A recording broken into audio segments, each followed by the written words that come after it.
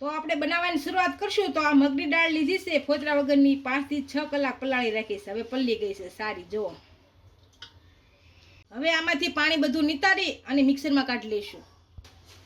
આમાં આપણે પાણી નિતારી લીધું છે, આને મિક્સરમાં નાખી દઈશું.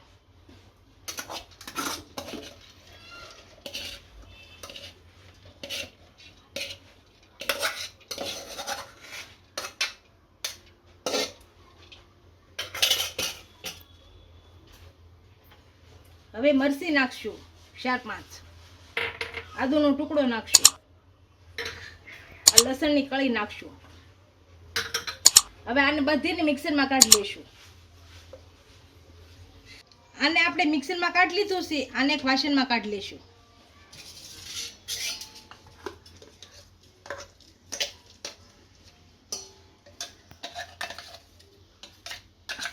સેજ અમથું પાણી નાખી અને આ દાળ બધી કાઢી લઈશું.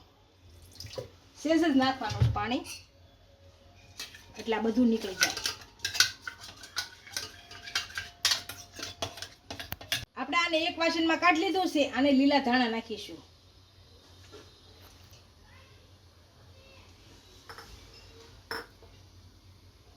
હવે આને હલાવી લઈશું. આને આપણે ઢીલું નથી કરવાનું, આ રીતે જ રાખવાનું છે.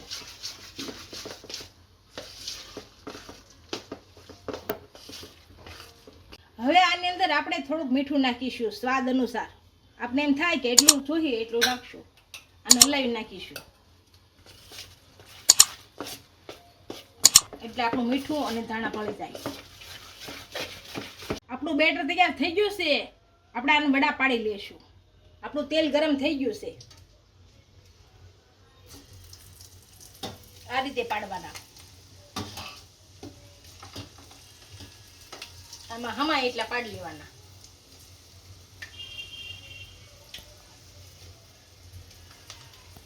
ધીમે તાપે એકદમ તળવાના.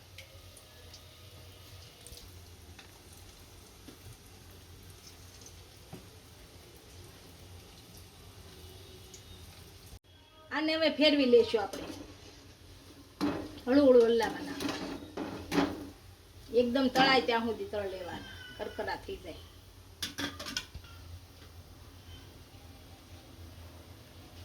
આપણા વડા સારી રીતના તળાઈ ગયા છે ને એકદમ ક્રિસ્પી થઈ ગયા છે. આને કાઢી લઈશું. જુઓ, અને એકદમ તેલ નીતારી લઈશું.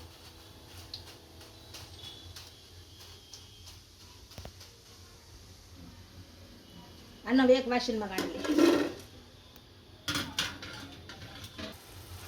બધા દાળ વડાને આપણે આ રીતે પાડી લઈશું.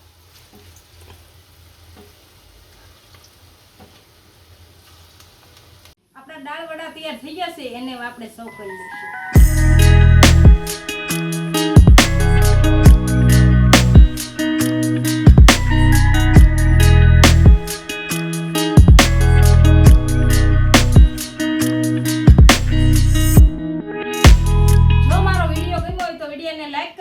ઇન્સ્ટાગ્રામ અને ફેસબુક ફોલો કરી દેજો. મળીએ નવા વિડીયો સાથે.